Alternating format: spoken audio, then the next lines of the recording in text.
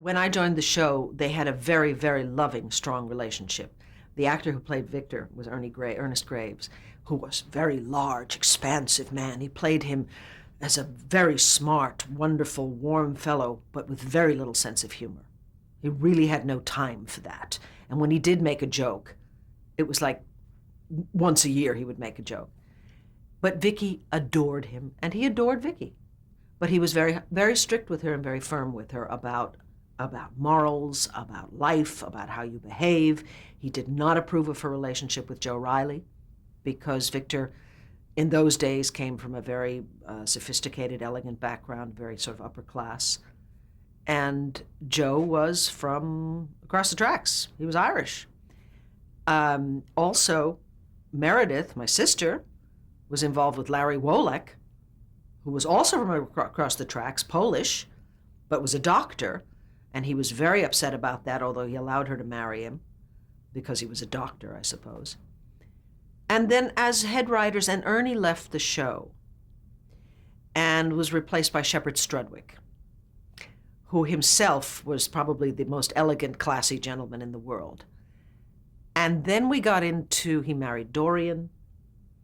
With the different actor, they decided to go in different directions with the character. But the relationship between Vicky and Victor stayed the same. It was a very strong, loving relationship. She was really afraid of her father, and everything in her whole life was to please father. He was the strongest role model. Her mother had died when she was 6 years old. So it was the only parent she'd ever known. And she was totally, completely dependent on his approval. When Shepard took over, they brought in the character of Dorian, initially played by Nancy Pinkerton. And when Dorian and Victor got married, it set up a kind of hostility because Vicky and Dorian didn't get along, and Vicky really didn't understand what her father saw in him, in Dorian. And then, of course, when he had his heart attack and Dorian sort of kept him completely secluded and wouldn't let anybody see him, it was a terrible ending for Vicky because she wasn't even allowed to be with her father at the end.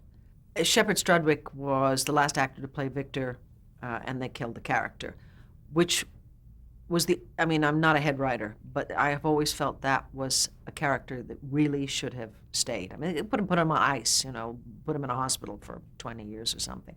But he was such a good character.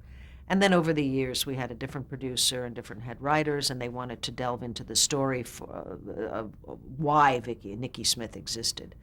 And of course, multiple personalities exist because of childhood terrible trauma. And they decided to make Victor the abuser.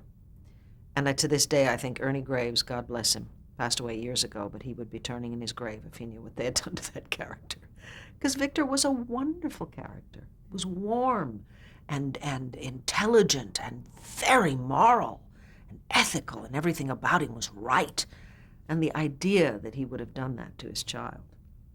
So anyway, they changed the character over the years. And of course, then when Vicky realized that she had been abused by her father, it all changed.